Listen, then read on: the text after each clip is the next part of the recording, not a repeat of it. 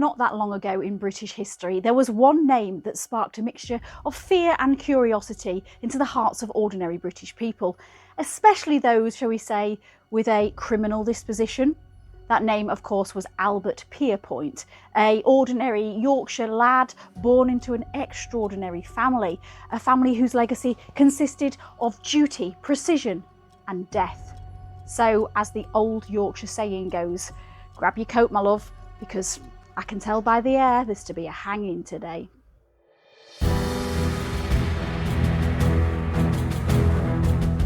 Albert Pierrepoint was a man who fascinated the public.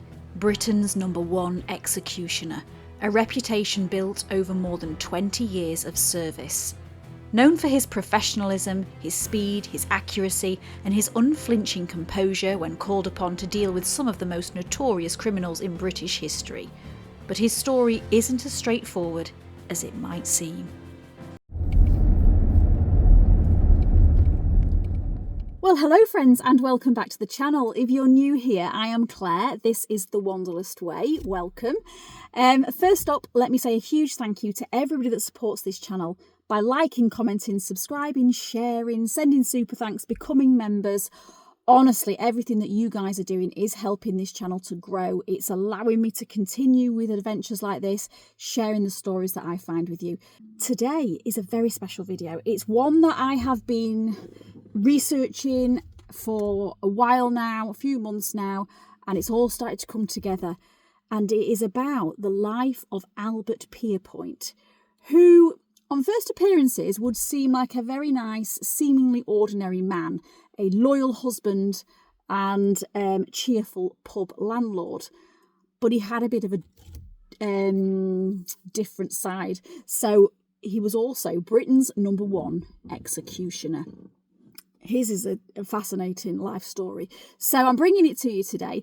And the amazing news is I have been given permission to go behind bars at Shrewsbury Prison, where Albert has worked before. There are still things there that I can show you related to his job.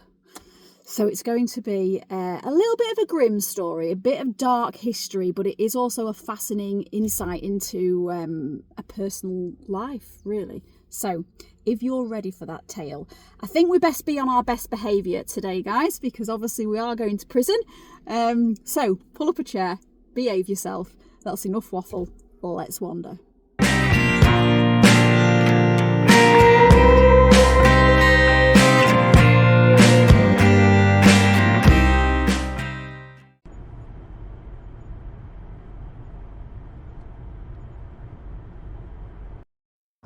Our very first stop, before we get anywhere near the hard walls of crime and punishment, is the village of Clayton, which is about 3 miles to the west of Bradford in West Yorkshire. And the reason we are here is because it plays a very important role in Albert's story. Now, for this part, we have to cast our minds back to the year 1905, because Albert, in a cottage somewhere here on Green End, was born. Now, I've had a look at the cottages, and Albert was born in #5. I know he had the backdrop of the Black Bull Inn, which is still there. The cottages, I believe, are grade 2 listed, but they've probably been mixed about a bit now, and I'm not too sure which one he was born in. But even just standing here, obviously getting a feel of it and having a look at the nearby surroundings can help us sort of get into the heart of where Albert came from.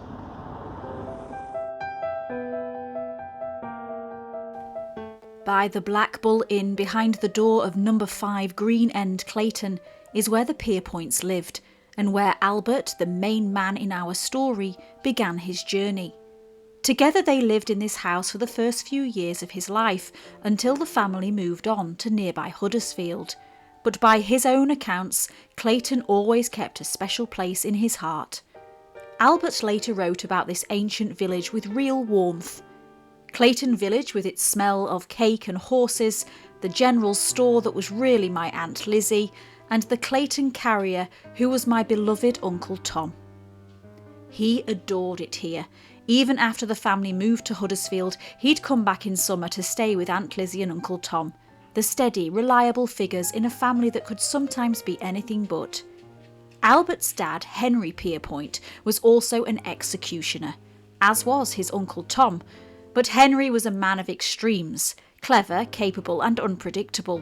He'd start good businesses, then lose them after a few days drinking with friends. Money was tight, and his mother Mary worked long hours filling artillery shells during the war to keep food on the table for 5 children. Albert, the eldest boy, felt that weight early. He once said he made a promise to himself never to marry while his mother was alive, that he'd always look after her, and he kept that promise. By all accounts, life for Albert wasn't easy. By the age of 13, he was working full-time in the spinning mills. He'd given up his school education to help support his mother, to help support his family. 17 years old was the age he was when his father passed away. And it opened a door for Albert. He wasn't just left with the responsibility of being the eldest in the family, now the head of the family, but he had a strange kind of destiny that was lingering over him after the death of his father. One night outside a pub, Henry introduced Albert to a friend and said, "This is my eldest son, and one day he'll be the official executioner." Albert said that in that moment his mind became perfectly clear, that he knew his mission and what it would need from him. At school, his teacher once asked the class to write what they wanted to be when they grew up. Albert dipped his pen and wrote, "When I leave school, I should like to be the official executioner." Not exactly the usual childhood dream, but it says a lot about him. He'd grown up watching his father and uncle travel the country, visiting towns he could only imagine. In a time when 200 miles really was a faraway place, the job must have sounded like adventure. Trains, uniforms, precision and pride. For Albert, it sounds like duty was everything to his mother, to his family name, and to his destiny that as he saw it. So from the mills and hills of Yorkshire to being on one of the most secret lists in Britain. I think it's time now, guys, to go to prison. We can understand now that before Albert had even reached his mid-20s, life had already taught him about responsibility. He'd worked since he was 13, supported his mum through the hard years, and stepped into his father's shoes long before he followed into his profession. But in 1931, he did something that would shape the rest of his life. He applied to join the official Home Office list of executioners. It of course wasn't like a regular job. This certainly wasn't something that you saw advertised in the newspaper. No, Albert, like his father, wrote directly to the Home Office and then he waited. Eventually they got back in touch and they invited him to an interview, and eventually he went on to Pentonville Prison, where he did his training like many other hangmen had done in the past.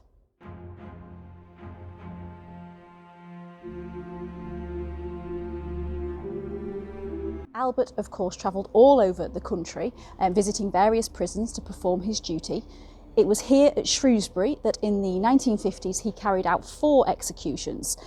The reason I've chosen Shrewsbury to come and show you is because they still have quite a lot of things that are in line with what Albert used to do, shall we say, and they have also given me permission to film, but they have also offered a 20% discount to you if you want to also come and have a little look around. It's a fantastic place, loads of dark history as well, and they do ghost tours and all sorts of things like that.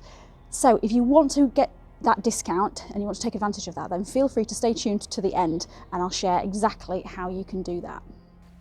Albert learned quickly. The training was practical and matter of fact.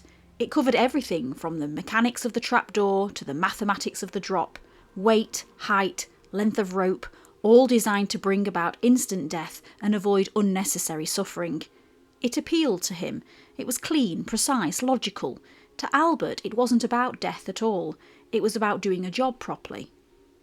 Now, just so we can iron a few things out, you didn't automatically, after you'd completed your training, get handed the rope and straight away you were doing executions. No, you had to wait first to assist another executioner in their role.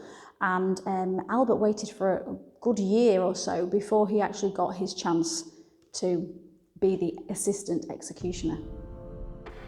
His first opportunity came in Ireland, assisting the man he admired most, his Uncle Tom. Together they travelled across the sea to carry out an execution at Mountjoy Prison in Dublin.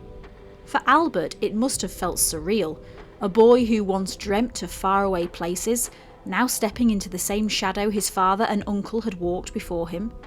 He later recalled that he was calm, methodical, focused, just as he'd been taught to be. But you can imagine the weight of that first day. The long walk to the prison, the smell of disinfectant and iron, the quiet words exchanged before the lever was pulled, and then the silence that followed.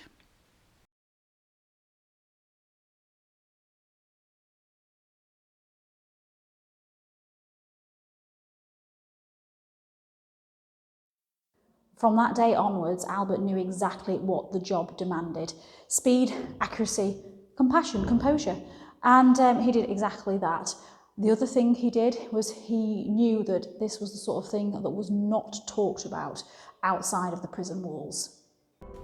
Those early years saw him travel across Britain and Ireland, assisting at prisons from Cardiff to Chelmsford, Norwich to Strangeways. Each visit refined his timing and technique. His reports were spotless, his conduct impeccable. Within 10 years, Albert had become the man every governor wanted on duty. His reputation for calm precision earned him the title Britain's No.1 executioner, a role he carried with quiet pride and absolute professionalism. He believed that if a thing had to be done, it should be done swiftly and with dignity. "The day we take pleasure in it," he once said, "is the day we stop being fit to do it." Standing inside Shrewsbury Prison today, especially if you go over to the execution room, it's not hard to imagine Albert being there, now that we know quite a bit about him. And I can think of him checking the rope, maybe drawing the lines on the floor. Now his job, it wasn't about cruelty or power, it was about providing that final service as kindly as he possibly could. That's the way I take it from what I've learned about him so far. Obviously, I've never met him. But what do you think, guys? Everything you've learned so far about Albert Pierrepoint, what do you think? By the time Albert Pierrepoint took charge of an execution, he'd become a master of timing, precision and calm. Every movement was part of a practiced routine, not because he was cold, but because routine meant control, and control meant mercy. Here at Shrewsbury Prison, they did also have a lot of public executions, and you'll see the gatehouse behind me. Now this is where they would have taken place, so they would have been on the roof of the gatehouse. And back then it wasn't a very nice way to die at all. It wasn't a clean break in the neck, it was slow strangulation. And sometimes family members would try and climb up and pull on the legs to try and make it happen a little bit quicker. Now, eventually, if you watch my video on the executions at Lincoln, you'll know that William Marwood, a cobbler from Horncastle, he came along and he invented the long drop method, and it made those executions a lot more humane, shall we say. By Albert's day, this science had evolved into the official Home Office table of drops, listing the correct length of fall according to a person's weight. The goal was simple but delicate. Too short a drop and the prisoner might struggle for several minutes, too long and the result could be catastrophic, a decapitation. That was why it was called a craft. It took judgment, mathematics and nerve. Albert summed it up best in his book. "A master executioner is alone responsible for every detail of his craft. The final responsibility for how a man dies is mine." Albert would look through the prisoner's door and he would take some very calculated, careful measurements. He'd be looking at the height, the build, even if they had probably tried to commit suicide, if there was any markings on the neck, because that could affect the drop as well. And then he would take all that and he would then go back to his calculations and he'd work out exactly what drop was needed for the rope. Now, he obviously did have advice from the Home Office and from the doctor, but the decision at the end of the day was Albert's, and it was his responsibility to get it right. Training, of course, began with a dummy. Trainees practiced the sequence repeatedly until the trap fell with perfect speed, and the rope tightened with the right force. By the time Albert became Britain's principal executioner, his technique was flawless. From the moment the condemned was led in to the instant the trap opened, the process often took around 8 to 12 seconds. Here at Shrewsbury Prison, the act of the execution on the actual day was carried out with precision. So the condemned man would be waiting in his cell. Albert would walk in, or the executioner at the time would walk in, and they would lead them here. I believe a bookcase was placed over the top. So the condemned cell, the man had been in here for quite a while, but he didn't know that the noose was just right next door. So it was very, very quick for him to go from this room to there, and the legs would be tied, so the arms would be strapped up behind the back, the hood, a white hood, would be put over the head, the noose would be tied. Albert would then look at the governor and the instruction, all good, something along those lines, that was given, and then it was a pull of the lever. In a proper Pierrepoint hanging, death was intended to be almost instantaneous, from what doctors call a hangman's fracture, the second vertebra snapping and the spinal cord severing. It wasn't always medically exact, sometimes arteries ruptured or the neck dislocated in another way, but the aim was always the same, a swift, merciful end. After the drop, the body remained suspended for a set period, while the prison doctor confirmed death. During that time, the cell block fell silent. When the order came, it was Albert's duty to return, unfasten the body, and help prepare it for burial within the prison grounds. He carried out that part with the same steady care he'd shown throughout the process. This was not work for the faint-hearted. If the calculations were wrong and the rope slipped or snapped even, then the consequences could be horrific. Strangulation, decapitation. It just doesn't bear thinking about. So it's one of the reasons Albert took his responsibility very seriously. He believed that he was offering the final act of mercy that he possibly could. "A condemned prisoner is entrusted to me," he wrote. "The supreme mercy I can extend is to give them, and sustain in them, their dignity in dying and in death. The gentleness must remain."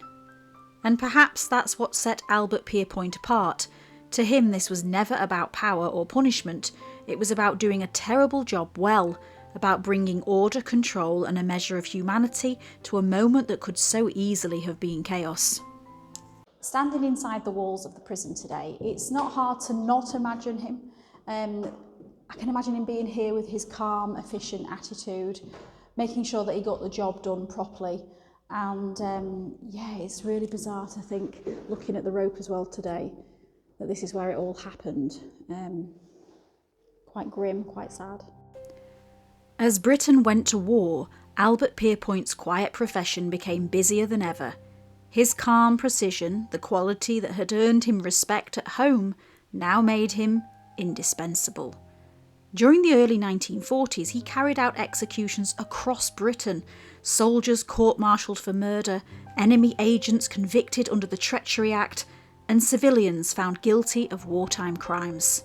It was grim, relentless work, but he remained invisible to the public, his name known only within prison walls.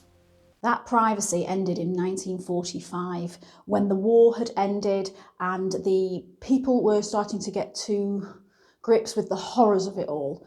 And at that point, Albert was called up and sent to Germany to deal with the Nazi criminals that were due to be executed.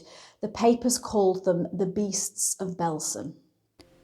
After the liberation of Bergen-Belsen concentration camp on the 15th of April 1945, British soldiers were met with scenes of horror beyond imagination. Around 50,000 people, mostly Jewish men, women and children, had already perished through starvation, disease and brutality. Thousands more were dying even as the liberations arrived. In the months that followed, the British military held war crime trials, and 45 people were tried. Guards, doctors and officials, accused of crimes against humanity. The sentences handed down would lead to a series of executions. In Hamelin Prison, a place still scarred by conflict, Pierrepoint faced a task unlike any before. There were dozens of condemned prisoners and only a small team to handle them. For the first time in British history, a single executioner was expected to perform double hangings, 2 people at a time, to keep pace with the sheer number of sentences. He later wrote that the conditions were difficult, a cold, broken landscape filled with displaced people and uncertainty. Yet inside the prison, everything had to run with perfect order. Between December 1945 and June 1946, he carried out scores of executions at Hamelin, including guards from Belsen and Ravensbrück. He approached them with the same quiet professionalism he always had. No speeches, no drama, just speed, accuracy, and the belief that compassion lay in efficiency. "I was to go back to Germany many times," he wrote, "as the only British executioner ever called on, often under difficult conditions in that post-war wilderness, peopled by desperate, displaced persons." After the final hangings, his role could no longer remain a secret, and for the first time, Albert Pierrepoint's name was in the newspapers. The man who had kept his profession a secret and private away from his close friends now had his name plastered everywhere. Albert quickly became a figure of grim fascination. Lots of people wanted to know more about Britain's No.1 executioner, but he refused all publicity and declined a commendation proposed by the War Office. "They said they were putting my name up for a commendation. I said that I refused to be considered, and this was accepted." Every Christmas for years after, Albert received an unmarked envelope. He didn't know who it was from, but inside it contained a £5 note. Now, the first time it arrived, it simply had the word Belsen written on it. When he returned to Britain, the work continued. The peace that followed war brought its own headlines. He was the man who ended the lives of John George Hay, the acid bath murderer, William Joyce, known as Lord Haw Haw, and eventually John Reginald Christie, whose crimes in Notting Hill horrified the nation. These were the cases that etched his name permanently into the public imagination, though Albert himself remained silent. By the late 1940s and early 50s, his workload had become immense. There were weeks when he travelled from prison to prison, carrying out multiple executions within days, sometimes 2 at a time. He remained the nation's trusted hand of justice, calm, punctual, efficient, moving from one set of high walls to the next. They say every man's life has its contrasts, and Albert's was sharper than most, from pulling levers to pulling pints. And he didn't decide to do these things separately. He ran this life simultaneously. While by the day he was carrying out the state's most solemn duty, by night he was behind the bar, pulling pints and keeping an eye on the jukebox rather than the gallows. In early 1946, he and his wife Anne took over a public house with a name that raised eyebrows: the Help the Poor Struggler. It was located in Hollingwood, between Oldham and Manchester. Albert said the name made people smile, but it wasn't just the novelty that appealed to him. He wanted to run his own business, something that would let him take time off for the Home Office duties without answering to anyone. After years in the grocery trade, the bustle and independence of a pub suited him perfectly. He was a sociable man who enjoyed company and conversation, and under his care the Struggler became a lively local hub, full of talk, laughter and song. Albert loved to sing, often joining in with the regulars. In his book he wrote, "What appealed to me about the business was that it was lively. I am a social character. I always enjoyed meeting people." Behind the warmth and humour, though, Albert carried those secrets that could never be spoken aloud. "I never mentioned my job as executioner in the bar," he said. "If the matter was raised meaningfully in conversation, I ignored it and changed the subject." Now, I'm sure everyone in Hollingwood knew, or they at least suspected, but they perhaps admired him too much to pry. To them, he was probably simply Albert, the friendly landlord who pulled a good pint and could sing a good tune. A rumour later spread that a sign hung above the bar reading, "No hanging around." Albert laughed that one off, saying it never existed. Just a tall tale people like to tell about a man whose life already sounded like a legend. It was in the warmth of his pubs that the two sides of his life coexisted. The laughter, the chatter, the nightly ritual of pulling pints balanced out the cold precision of his other world. At the heart of it all was Anne. He described her as being patient, steady and loyal. And he was dubious to ask Anne to actually marry him because he didn't think it was fair for her to live this sort of secret life that he was living. But in 1943, they got married. The pair wed at St Wilfrid's Church in Newton Heath and celebrated with a proper northern party. 200 guests, a dance band and a stage show at the Mowbray Conservative Club. Albert, careful with money all his life, had saved £100 and he spent the lot on the wedding. For years he never told Anne what he really did for a living, though she'd already guessed. After one job in London he finally asked her, "You knew it all along, didn't you?" She smiled and said, "I knew it, but I didn't ask." Albert thanked her for that, for never asking. He told her he hadn't wanted to drag her into the darker side of his work, and Anne, for her part, admitted the price she'd paid for that silence, the gossip, the curiosity, the neighbours who thought they knew more than they did. Through it all they kept each other's confidence. She was the quiet half of his double life, the one person who truly knew and never judged. The Help the Poor Struggler was perhaps their refuge, a place by night. It was laughter and song, quite a contrast because Albert, no doubt by morning, was on the road again to another prison to continue his job. Quite the balance, I would say. By the early 1950s, Albert Pierrepoint's name had become known across Britain, whispered in pubs, printed in newspapers, spoken in Parliament. He'd carried out more executions than any man in modern British history, but behind the statistics were stories that would test even the most disciplined conscience. He carried his secrets everywhere, even behind the bar where people thought they knew him best. Albert once wrote about a chap that used to come in his pub. He described him as having a thin, sad face, but regularly on a Saturday night he would come in and he would sing. And Albert was a singer himself, he loved to sing, but he said that this chap had a beautiful voice and that people would often stop drinking and turn to look at him. He was the sort of guy that could clear the air. And not long after, Albert picked up the newspaper and there was a story about a terrible murder that had happened in a hotel not too far from the pub. A girl had been killed, but I didn't really think any more about it. A few months later, he was called to carry out an execution at Strangeways Prison in Manchester. The name of the condemned man meant nothing to him until the governor mentioned an odd detail. The prisoner kept insisting that he knew Albert and that he often sang in his pub. It was only then that the pieces fell into place. Albert recognised him immediately, the singer from The Struggler.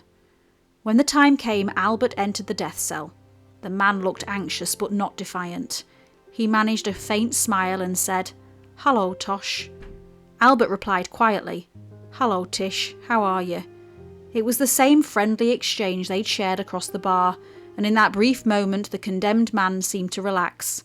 Albert guided him forward, secured his arms and said softly, "Come on, Tish, old chap."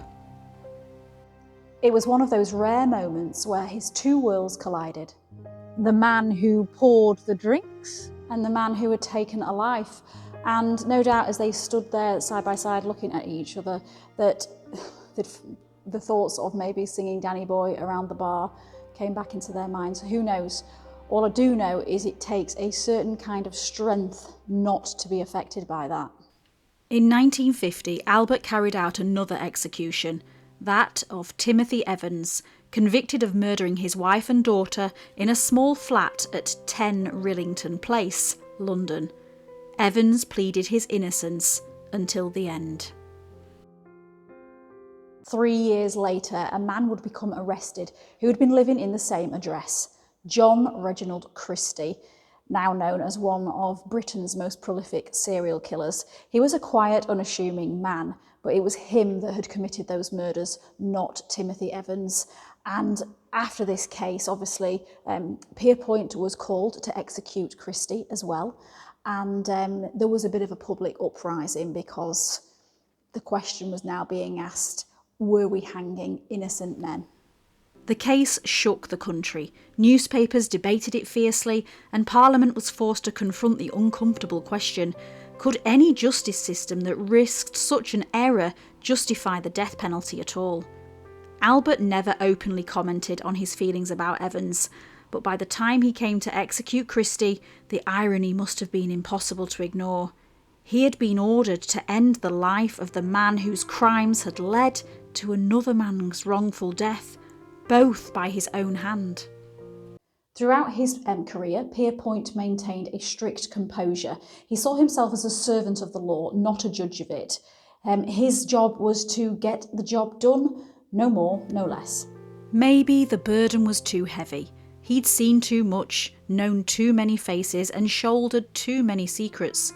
He once said that an executioner must give the condemned their dignity in dying and in death. It was his way of coping, professionalism as protection. Still, there must have been moments, alone on a quiet night at the Struggler, when he thought about the voices that stayed with him. A man who used to sing in his bar, a man he'd gone on to hang, and other jobs which proved the system could fail. Albert Pierrepoint was described in many ways: efficient, methodical, dutiful, but above all else, he was human. By the mid-1950s, public opinion was changing. The old certainty that the death penalty was necessary had begun to falter, shaken by high-profile cases and by the growing discomfort of a society looking for something more humane.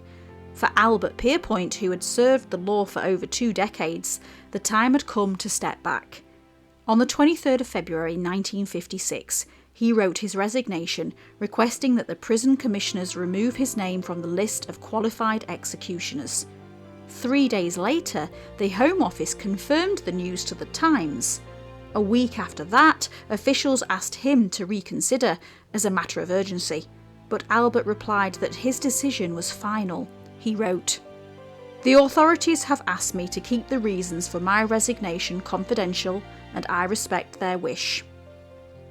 Albert never publicly explained why he left. There were loads of rumours, as there were throughout his career, and this time they said that it was all down to when Ruth Ellis was executed. Now, Ruth was the last woman to be hanged in Britain, and the papers got hold of the story that it had really upset Albert having to execute a woman, but the truth was he'd executed other women, so I don't know why this case would have been any different. So it wasn't because of drama or regret that Albert was said to have left, simply that his time had come. After his resignation, he and Anne returned to the life they'd always known best, the life of publicans. They took over the Rose and Crown in Much Hoole near Preston, and once again Albert became the familiar face behind the bar. There was laughter and music, locals and regulars, but this time the world knew who he was. The press exposure that had followed him through the latter years of his career made it impossible to keep his old privacy. Eventually, him and Anne left the trade altogether, and in the 1960s they moved to Southport, where he lived out the remaining of his days. He was still sought after by the journalists who always wanted to know more about the man who had committed some of the most executions in British history, but he didn't like to talk about it. He remained private as much as he possibly could. Albert Pierrepoint died in Southport on the 10th of July 1992, aged 87. To the end he remained composed and private, a man who had carried out his duties with care and who chose silence over spectacle. He had once written that he believed he'd been put on earth for the task. Whether that was destiny, duty or simply acceptance, only he would know. But by the time he walked away, the work was finished, and so it seemed was he. If you are watching this video today and you have by any chance met Albert whilst he was alive, then do please feel free to share those memories in the comments. It would be lovely to know a little bit more about him, and we can only really do that now through the experience of other people. So yeah, if you do have any, please comment. Thank you. For most of Albert's life, he remained silent on the subject. He did his job, kept his mouth shut, got on with it. However, in 1974, things changed because he released this book. And it is something that I have used to research majority of this video, and some of the quotes that you've seen throughout the video have been quotes from this book. For the first time, this book gave the public the views and the opinions from Albert in his own words. In his autobiography, Albert admitted that after everything he'd seen, he no longer believed that capital punishment worked as a deterrent of crime. He also revealed that he had kept a secret hangman's diary, which was later sold at auction after his death, and that detailed far more executions than had ever been officially recorded, a reminder that even now the full extent of his work might never be known. I'm now going to read a little extract from the book in Albert's own words about how he felt about capital punishment by the end of his career. I have felt overpowering sorrow for the victims of crime, for little children murdered, for the families of all concerned, for the special worry which policemen's wives always suffer, and for the tragic occasions when it is justified. Yet I have had many friends in the police and in the prison service who also feel very strongly against capital punishment. It is said to be a deterrent, and I cannot agree. There have been murders since the beginning of time, and we shall go on looking for deterrents until the end of time. If death were a deterrent, I might be expected to know. It is I who have faced them last, young lads and girls, working men, grandmothers. I have been amazed to see the courage with which they take that walk into the unknown. It did not deter them then, and it had not deterred them when they committed what they were convicted for. All the men and women whom I have faced at that final moment convince me that in what I have done, I have not prevented a single murder. After a lifetime of silence, those were Albert Pierrepoint's final words on the subject, a man who served his country with precision and dignity, but who, in the end, came to believe that death itself solved nothing. Perhaps that's the greatest paradox of all, that Britain's most prolific executioner became one of its quietest advocates for mercy.